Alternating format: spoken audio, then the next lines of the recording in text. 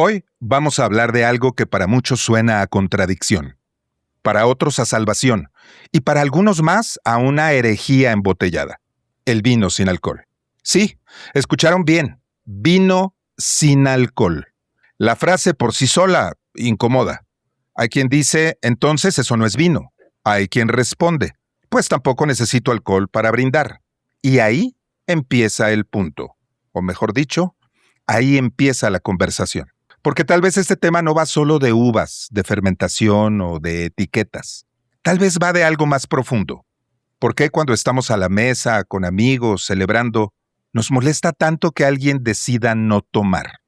¿Por qué el hecho de decir hoy no quiero alcohol todavía parece una confesión, una provocación o una ofensa personal? Hoy vamos a discutir si los vinos sin alcohol son una moda, una necesidad médica, una herramienta de sobriedad, una oportunidad de mercado o simplemente una elección de gusto. Y vamos a hacerlo sin puritanismos, pero también sin ingenuidad. Porque quizá el vino sin alcohol no viene a reemplazar al vino. Quizá viene a poner sobre la mesa una alternativa o una pregunta incómoda. ¿Amamos el vino por lo que sabe, por lo que representa o por lo que nos hace sentir el alcohol que lleva dentro? Código Vino es el punto de encuentro donde el vino se analiza como industria, se entiende como negocio y se vive como cultura en constante transformación. Esto es Código Vino, con Edgardo Schiller y Edgar Luna. Vivimos rodeados de opiniones, pero escasos de pensamiento y reflexión. Aquí no venimos a entretener, venimos a incomodar, a cuestionar y a usar el sentido común. Esto es Imposible Estar de Acuerdo, con René Palacios y Edgar Luna. Comenzamos. El día de hoy estamos en un crossover de Código Vino e Imposible Estar de Acuerdo. Y tengo el gusto de que nos acompañe un panel por demás interesante. Doy primero la bienvenida a mis compañeros conductores, René Palacios y Edgardo Schiller. Y bueno, de ahí pasamos a dar también la bienvenida a Alejandra Rangel de Alterno Wines y sobre todo, pues digamos, la autoridad en México para hablar de vino sin alcohol. Y nos acompaña nuestro querido amigo Pedro San Cristóbal, médico cirujano, doctor en ciencias médicas y pues creo que su presencia dará legitimidad desde el punto de vista médico a esta conversación. Les doy la bienvenida a todos y les pediría, mi querida Alejandra y después Pedro, que también nos ayudaran con una breve presentación para dar contexto a quienes nos escuchan. Claro, soy Alejandra Rangel, soy sommelier y soy importadora de vino sin alcohol o vino desalcoholizado.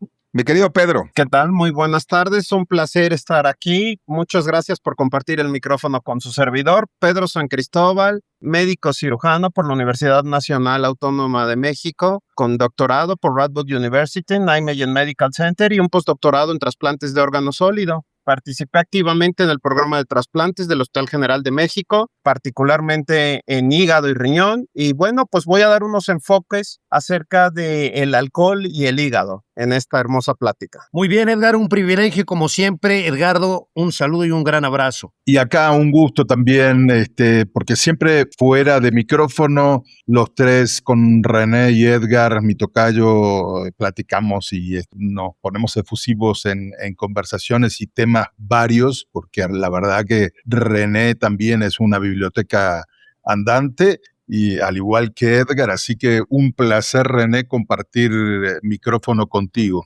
Muy bien, pues creo que estamos listos para poder iniciar esta conversación que me gustaría establecer como base el primer mito, ¿no? ¿Un vino sin alcohol sigue siendo vino? La respuesta depende de cómo lo observemos. Desde la enología, un vino desalcoholizado nace exactamente igual que cualquier otro vino, a partir de uvas que fermentan y se transforman en vino mediante un proceso natural. Es decir, primero existe el vino y después se retira parcial o totalmente el alcohol. Sin embargo, el alcohol no es un componente menor. Aporta cuerpo, textura, equilibrio y parte importante de la experiencia sensorial. Por ello, muchos especialistas consideran que tras la desalcoholización estamos ante una categoría diferente.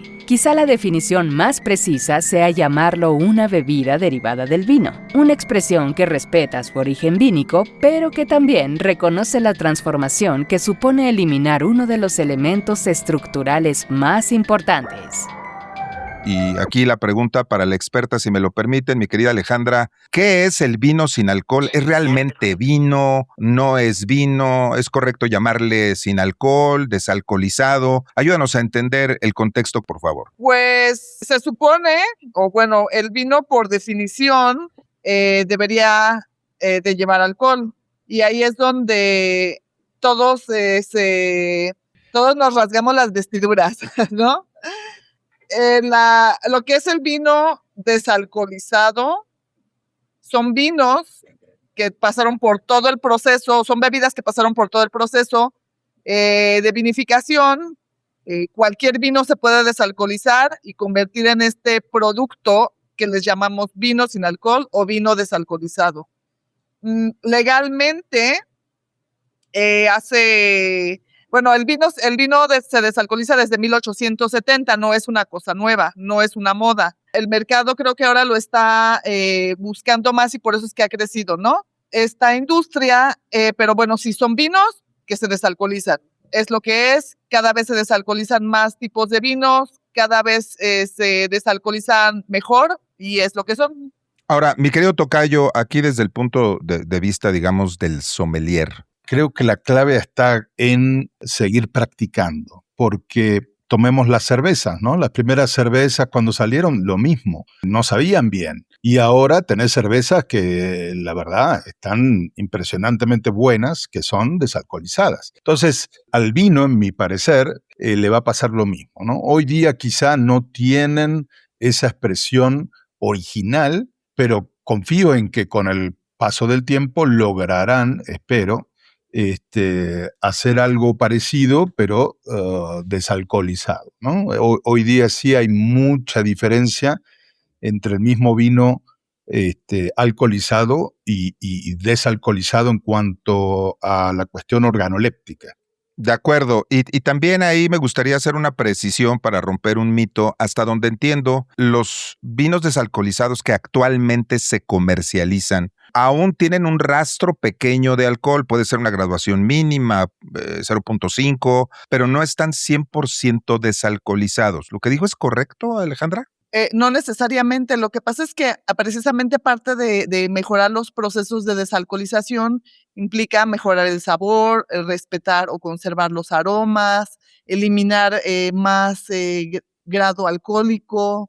La gente que no bebe o que busca bebidas sin alcohol, o en este caso vino sin alcohol, realmente quieren que sean cero, porque hay un motivo fuerte o importante para ellos por el que no quieren alcohol, así que una graduación mínima pues no es suficiente, realmente están buscando cero. Entonces sí se puede desalcoholizar a cero y hay quienes prefieren dejar una graduación menor o incluso también por ley tenían que decir hasta el año pasado tenían que decir que podría contener menos de 0.5.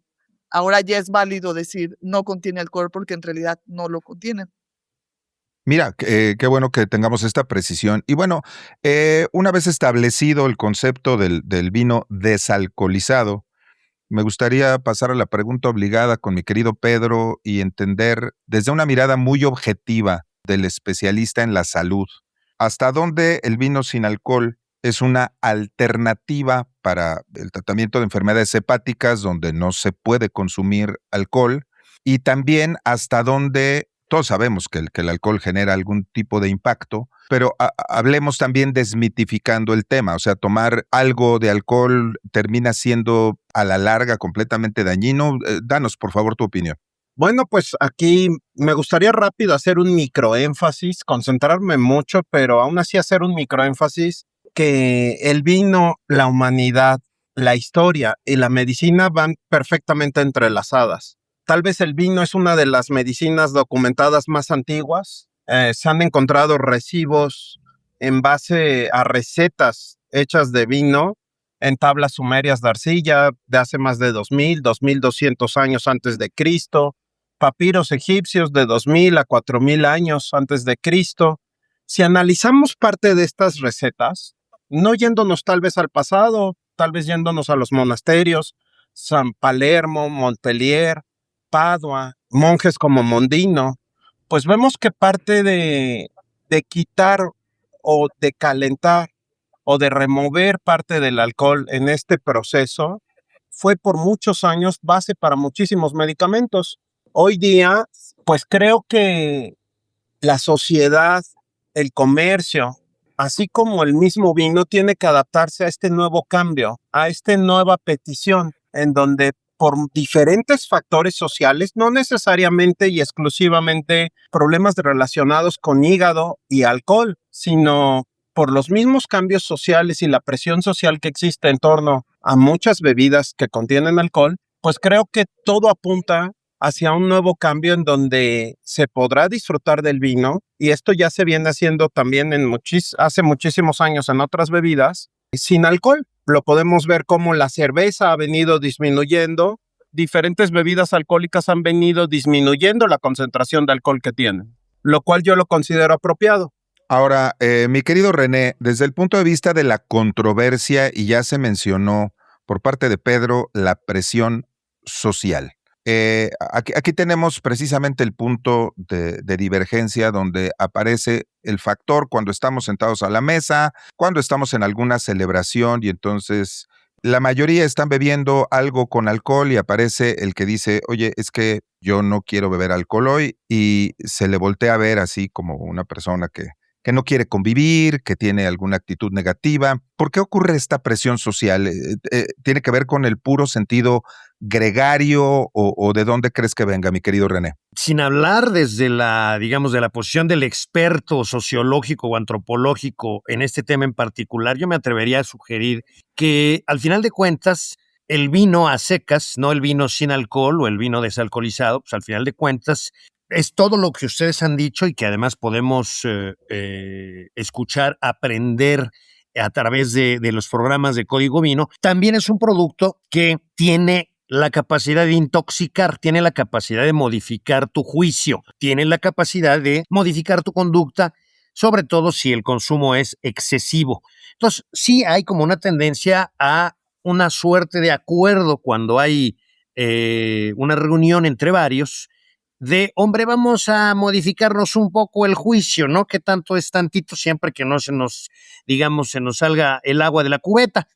Y cuando alguien manifiesta que pues prefiere tomar una limonada, pues ya de alguna forma se percibe como, tú te quieres, tú no le estás entrando al juego, ¿no? Y como que eso no se vale. Una reacción que desde luego, pues, idealmente no debería de ocurrir. Sin embargo, hablando de vino en particular, pero bueno, bebidas alcohólicas en general, ya todo esto a lo que yo me estoy refiriendo dio origen a una cosa que es bien difícil de lograr, que es una modificación constitucional en Estados Unidos, con la famosa Volstead Act en los años de la Prohibición, aquella época en la cual pues hubo un movimiento impulsado fundamentalmente por mujeres que además estaban peleando por que se les pues reconociera el derecho al voto, y que se tradujo en la prohibición de la comercialización de bebidas alcohólicas en el territorio norteamericano. Esto le dio un enorme impulso al mercado negro y aquello terminó siendo el paraíso de personajes como Al Capone y también, digamos, el escenario como para la generación de leyendas como Elliot Ness, etcétera. Y entonces, a través de otra modificación constitucional, la famosa Volstead Act terminó siendo derogada. O sea que aquella prohibición pues dejó de existir y ahora es legal el consumo de bebidas alcohólicas en la Unión Americana. Pero tampoco podemos dejar de lado este componente que tiene el vino, que es un producto cuyo consumo, incluso moderado, ya tiene un impacto en la percepción sensorial del individuo y tiene un impacto también en su juicio, en su comportamiento, y que, bueno, pues es lo que explica que se haya dado todo este movimiento a principios del siglo XX. Entonces, yo lo relacionaría con eso, Edgar y compañeros del panel, lo relacionaría con que, como al final de cuentas no estamos hablando de una tacita de té de manzanilla versus té de limón, sino de algo que va a modificar en alguna medida pequeña o grande la percepción y conducta, pues aquella persona que como que se hace a un lado, pareciera que está diciendo, pinto mi raya, yo los veo como van haciendo el ridículo de manera creciente, pero pues yo me quedo al margen.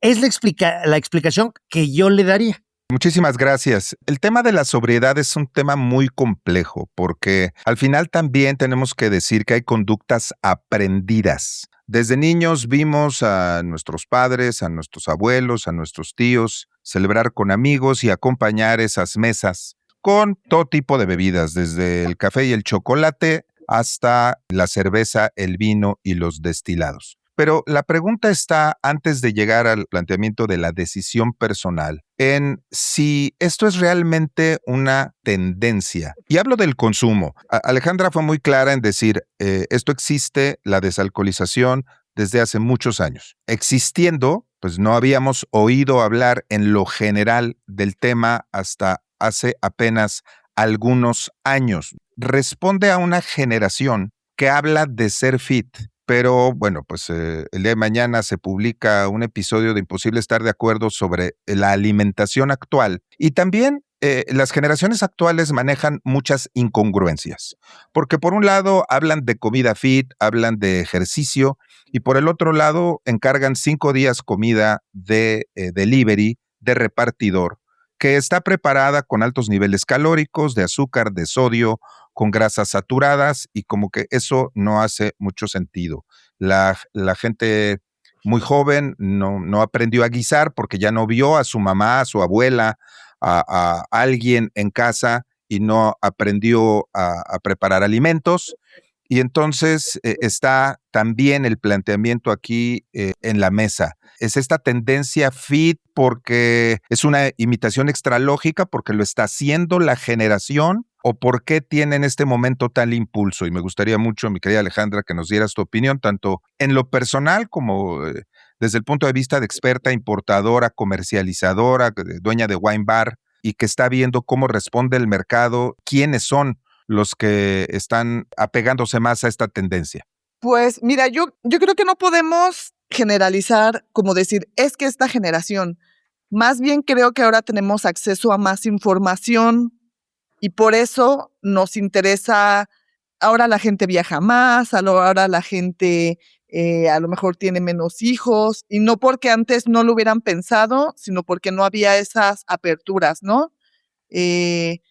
Entonces ahora la gente ya tiene acceso a saber que en Europa hace muchos años ya existe el vino sin alcohol. Viajan. Yo veo mucha gente que me dicen, sí, yo probé tantos vinos en Austria, ¿no? O sea, es gente, ya tenemos más conocimiento.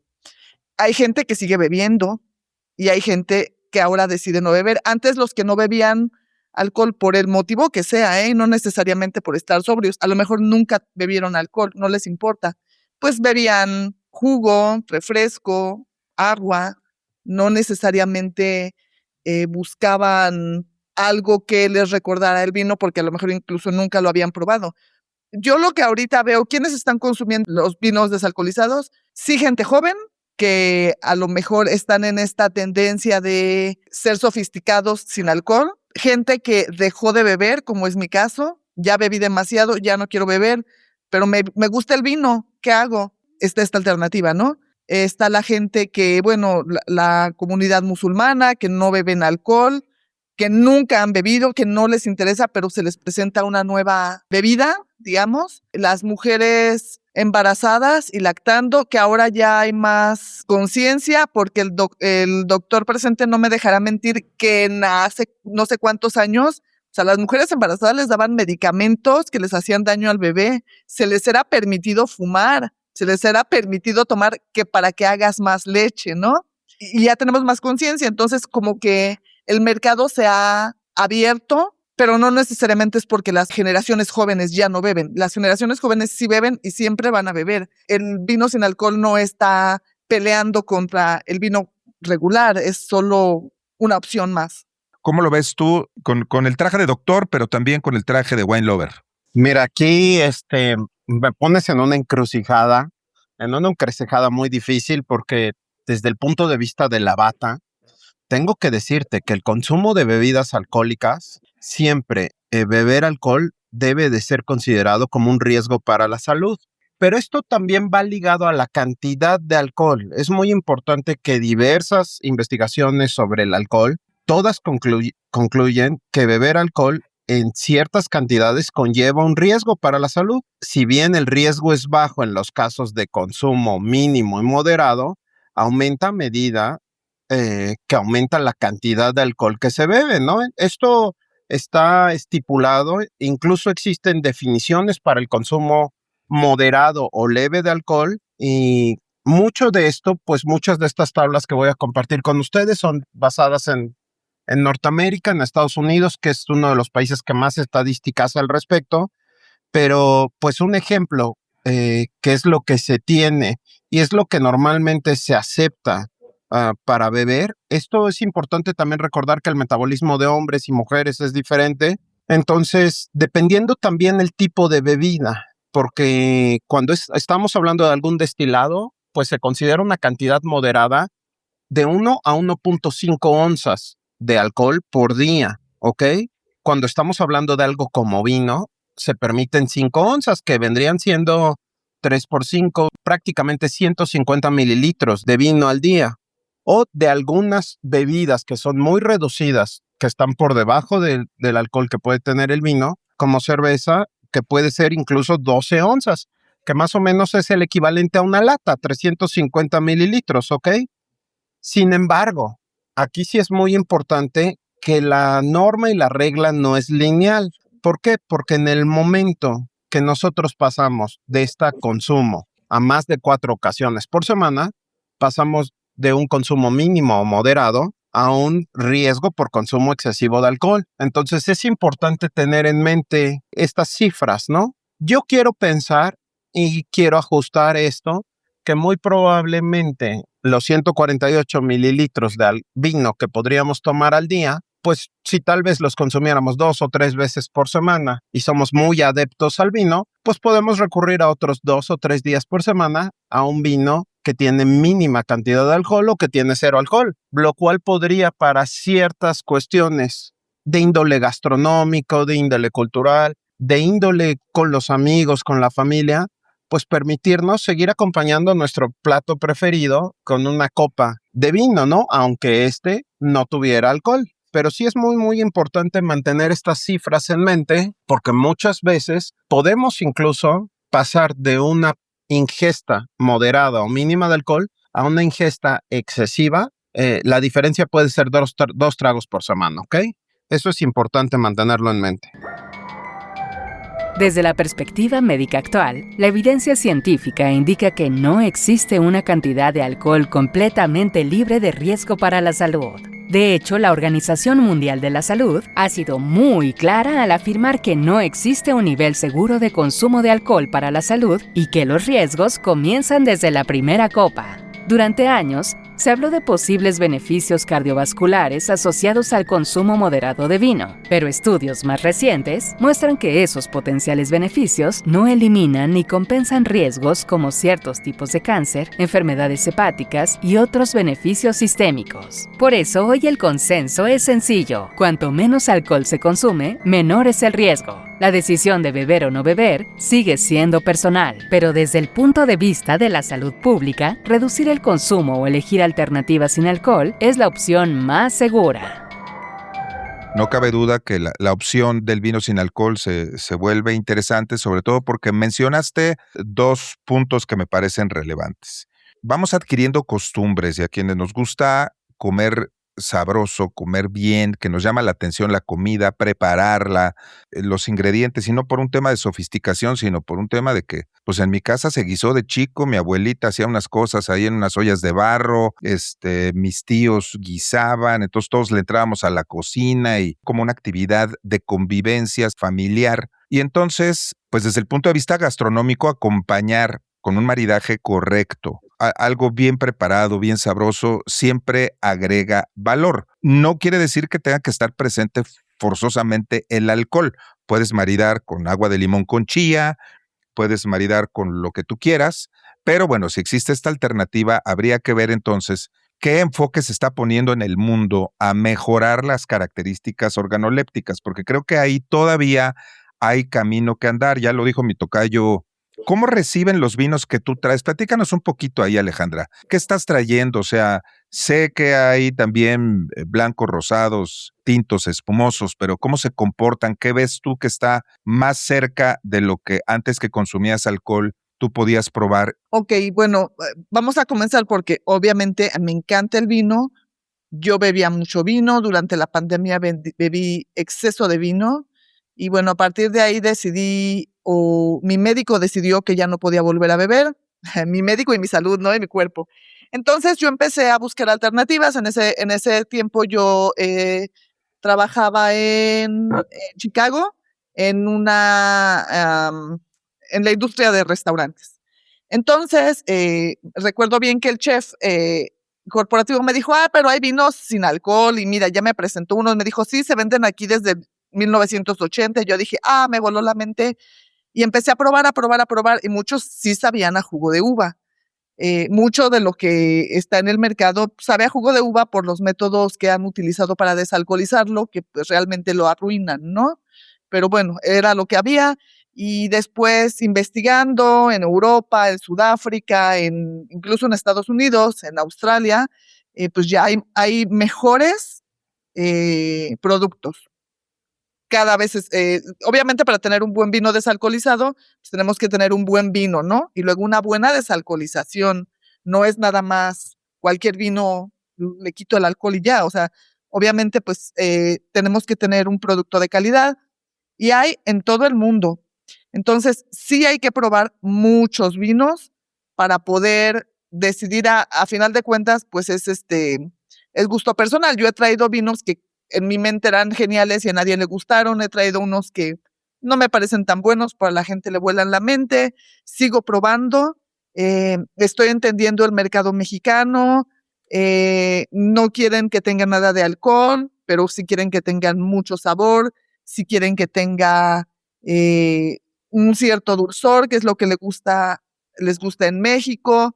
Entonces, digo, hay tantos tipos de vinos desalcoholizados como tipos de vinos, así.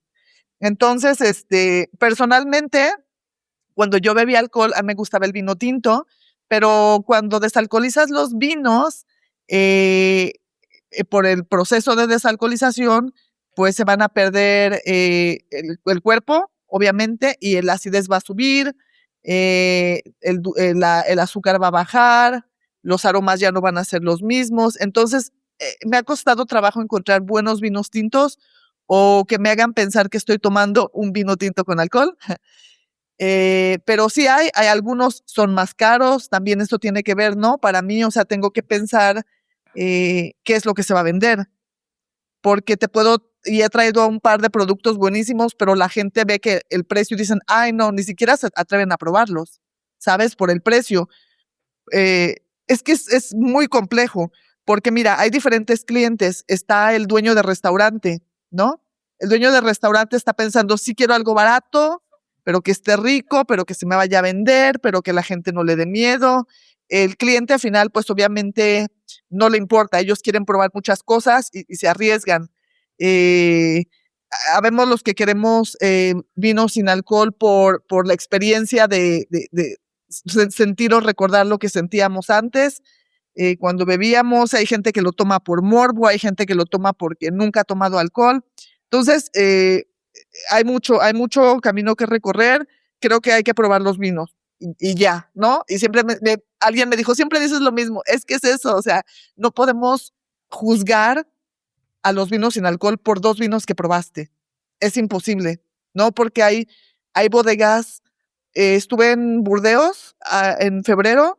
Hay una cooperativa que está desalcoholizando todos sus vinos y hay vinos increíbles que no llegan a México. Y a lo mejor ni siquiera salen de Francia, ¿no? Porque pues no hay quien se Las arriesgue. condiciones de mercado, digamos, ¿no? Exactamente, no hay quien se arriesgue a invertir y traerlos. Entonces, está en pañales, todo esto está en pañales. Ahora, dijiste algo importantísimo y eso sucede en el vino con alcohol, sin alcohol y creo que con cualquier experiencia hay que probar. Pues justamente, ¿no? Lo que decía por ahí, Alejandra, ahí veo una cuestión, ¿no? Porque digo, como pasó acá en México, vamos a hablar de México hace ya una treintena de años, ¿no? Que lo que llegaba a México, por ejemplo, de Chianti o alemán, pues era vino barato y malo, ¿no? Entonces, por lo que estás comentando, estoy intuyendo que al fin y al cabo es como para satisfacer una demanda, pero no están precisamente la gente o los importadores, digo en este caso, enfocándose en vamos a traer algo bueno, ¿no? Porque al fin y al cabo, sí he probado más de uno y honestamente no me quedo con ninguno. Yo todavía de lo que he probado no tuve la suerte todavía de probar los tuyos, pero sí he probado otros y la verdad es que no cumplen esto que sostengo, el tema de que todavía, digamos, al vino le falta un poquitito de trabajo, ¿no? De pulirlo. Entiendo que por ahí depende del método que utilicen y demás, pero estoy entendiendo que lo que llega a México por ahí, pues no digo que todo tenga que ser lo mejor, ¿no? Como dices tú, hay una cuestión de mercado. Quizá hay un rango de precio que la gente está dispuesto a pagar y más arriba de ello no. Pero sí siento eso, ¿no? ¿Qué opinas? Creo que como todo lo relativamente nuevo, inicia de nicho antes de popularizarse o antes de masificarse. Lo maravilloso es que, bueno, pues hoy uno puede ir a Santa María la Ribera, entrar a Alterno Wines, tendrás diversas opciones para aquellos que nos estén escuchando y estén interesados, pues, y empiecen a probar y a ver estas diferencias. Coincido contigo, tocayo, en que hay un largo camino que recorrer y que nos toca estar en ese momento de transición donde probablemente, dado que nos encontramos en México, y que también en nuestro mercado responde a ciertas prácticas de consumo, ya lo dijo Alejandra, una persona de Canal Oreca va a decir, oye, a mí consíguemelo barato, bueno y bonito, y mi cliente lo va a querer, si no, no lo puedo colocar. Y el reto para el importador, pues está ahí, más allá de que pues hay enorme desconocimiento en el mercado. Cuéntanos, Alejandra, ¿cómo te está yendo? ¿Cómo estás viendo que la cosa va? Me decías que mayormente son jóvenes los que te visitan, pero quiero suponer que también hay personas de diversos rangos de edad y también que no es un tema de género que estén buscando esta alternativa o tengan la curiosidad. No me gustaría asociarlo a un tema de sofisticación porque creo que ahí hay que hacernos a un lado porque si no lo vamos a etiquetar como algo, pues digamos, totalmente de nicho y lo vamos a distanciar del mercado general, ¿no? Entonces, más allá de la palabra sofisticación, ¿cómo te está yendo ahí en Alterno? Mira, yo creo que sí los dueños en el sector Oreca deben de entender que sí hay que invertirle un poquito en educación y en probar, ¿no? A veces voy a dar capacitación a algunos restaurantes que ya se han animado, pero falta mucho que conozcamos o que conozcan de qué se trata, ¿no? Y también que conozcan a la audiencia, quién es el que lo va a tomar. Personalmente yo trato de traer los vinos por calidad. A mí lo que me importa es la calidad. No me importa traer un vinito que un poco sabe a vino y que se va a vender rápido, porque de esos va a haber muchos y ya hay. ¿No? Lo que yo trato es de traer algo de buena calidad. Me voy a Europa a buscar, te digo, hay muchísimas cosas, muchísimas opciones y aún así, aunque a veces traigo algo que te digo, yo pensé que era bueno, pues al público le gusta la otra etiqueta. Sí, efectivamente, creo que sí debemos de democratizar el beber, porque siempre, y es un tema que tengo con los productores en Europa, ¿no? Que dicen, ay, pero es que en su mente todo el mundo bebe vino. Y yo les digo, bueno, es que en México no es así, ¿no? En México la gente tiene la idea de que el vino es caro, es confuso, es complicado, no lo entienden. Imagínate el vino sin alcohol. Entonces, creo que sí, tenemos que aprender mucho, tanto del vino como del vino desalcoholizado. Aquí en la tienda, yo viajando me di cuenta que había salones o salas de catas sin alcohol y tiendas de bebidas sin alcohol en todas las ciudades más importantes del mundo. Dije, bueno, ¿por qué no existe en México? Tengo que, es una necesidad para que el día que tú quieras o cualquier persona que esté allá afuera que diga, oye, ¿sabes qué? Quiero probar, ¿de qué se trata? Haya un lugar, ¿no? Haya un lugar donde puedas venir a probar y yo te pueda decir algo, alguna recomendación, alguna sugerencia de acuerdo a lo que a ti te gusta, no necesariamente a lo que a mí me gusta.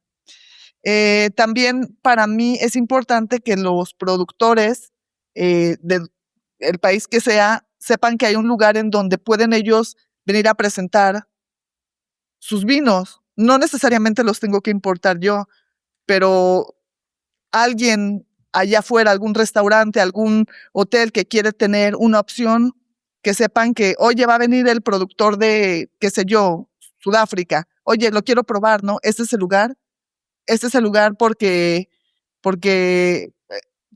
es para todos, ¿no? El alcohol, pues, definitivamente no es para todos. Sabemos quienes no lo podemos tomar.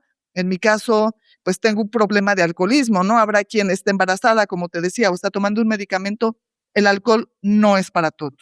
Haces en gran parte en anticipo la conclusión que queríamos poner en la mesa. Imposible estar de acuerdo, se maneja con la intención de poner a nuestra audiencia a reflexionar, a pensar y a tomar una decisión propia. Pero al final es eso justamente lo que creo que nos está planteando el vino desalcoholizado. Nos da una opción, abre un mundo completamente alternativo y favorable para quienes por la razón que sea no puedan optar por una bebida alcohólica. Mencionaste una palabra clave y ahí quisiera enfocarnos en el tema de los muy jóvenes, de los adolescentes. Sería querer tapar el sol con un dedo, decir que no es una realidad, que lamentablemente los adolescentes en nuestro país y en el mundo tienen acceso no solo a bebidas alcohólicas, sino a drogas.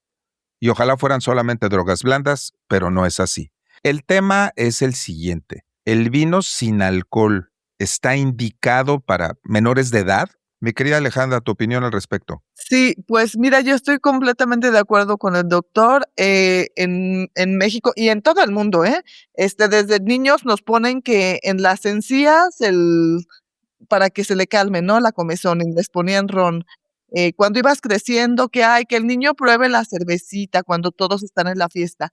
Los niños están viendo desde que nacen que los adultos celebran con alcohol. Cuando están, recordando lo que dicen los grupos de AA, ¿no? El alcohólico bebe porque está triste, porque está enojado, porque está feliz y porque sí, ¿no? Entonces, los niños crecimos viendo eso, entonces es muy normalizado el consumo de alcohol. Empezamos a beber desde la secundaria, preparatoria, porque ser un poco rebeldes y todo eso. El consumo del alcohol está súper normalizado, como decíamos al principio, desde los inicios de las civilizaciones, ¿no? No quiere decir que está bien. Yo no creo, yo como alcohólica y como vendedora de bebidas desalcoholizadas, no creo que esté mal que un adolescente lo pruebe. Tampoco podemos ocultarles a los jóvenes que existen tal o cual cosa, pero creo que sí está bien darles la opción de que puedes beber esto está bien para ti, esto no tiene alcohol. Creo que sí empezaría, yo sí empezaría por decir que esto no te hace daño por el hecho de que no tiene alcohol. No necesariamente porque sabe a esto y te vayan a dar ganas. Pasa mucho, por ejemplo, con los que dejan de beber alcohol porque están rehabilitándose. Dicen, es que si tomo esta bebida me van a dar ganas de seguir bebiendo por el sabor. No, en realidad el sabor no es lo que nos hace seguir bebiendo. Lo que nos hace seguir bebiendo son los cambios que el alcohol genera en el cerebro. Y es por eso que las personas que no son alcohólicas se pueden tomar 1 o 2 tragos sin problema, pero los que sí somos alcohólicos, después de 2 o 3 tragos, la química del cerebro cambia. Entonces ya no eres dueño de tus impulsos, o sea, ya te cambia el cerebro algo y pues ya te la sigues porque ya no te importa nada. Entonces, no sé si me expliqué, pero creo que no tiene que ver con el sabor, tiene que ver con el alcohol. Muy bien. Mi querido René, desde el punto de vista del imposible estar de acuerdo, me gustaría conocer tu visión al respecto de esta disyuntiva. Me parece que poner en la mesa las opciones para cualquiera es lo correcto. Viene a incorporarse el vino sin alcohol como una alternativa, viene a pelear un terreno en el mercado con el vino tradicional. Como decía Pedro, no son amigos, pero no tienen por qué ser enemigos. Esto que nos pasa a los seres humanos, ¿no? Satanizamos las cosas. Entonces, para los amantes del vino, esta postura de eso no es vino, es una cochinada, sabe horrible, bla, bla, bla. Y para los otros, decir, bueno, bola de borrachos, les encanta el vino, no porque tenga ciertas características organolépticas, sino porque les gusta el efecto químico que provoca en el cerebro. ¿Cuál es tu opinión? Bueno, parte de la libertad de la que hablaba está también la libertad de opinión. Y también está las normas que nos hemos impuesto de convivencia, en donde no le andamos diciendo lo que pensamos a todo el mundo todo el tiempo. Y de esa manera ahí la vamos llevando para vivir de una manera mínimamente civilizada. Yo lo que considero es que si el producto está bien hecho, se cumple con la normativa mínima de no ser un veneno para ratas, ni mucho menos, pues que cada quien tome lo que se le antoje de acuerdo a las circunstancias de vida personales. Quizá te las pueda explicar si quiere, pero si no quiere, pues también. Si de pronto quiere hacerse un licuado de Coca-Cola con agua de mango, con café express y luego meterle, no sé, salsa ketchup, pues bienvenido y adelante, nomás no me obligues a mí a tomar eso, ¿no? Por ejemplo. Pero fuera de ello, francamente, libertad plena. Y evidentemente evitar pues la estigmatización. E insisto, cada quien también tiene derecho a su opinión. El que dice, mira, estos borrachos no sé cuál, pues ahí está tu opinión. Yo aconsejaría que te la guardes ahí porque pues puede resultar molesta para aquellos que tú consideras que son una bola de borrachos y por eso toman vino alcoholizado o vino a secas, vamos a llamarlo, ¿no? Y los otros que piensan que, pero ¿cómo es esto? Pues eso es un sacrilegio, vino sin alcohol, hazme el favor. Bueno, pues que hagan un poco lo mismo, que hagan lo propio. Nadie les está obligando a tomar vino desalcoholizado. Pues que tomen el vino que quieran y todos felices y todos contentos.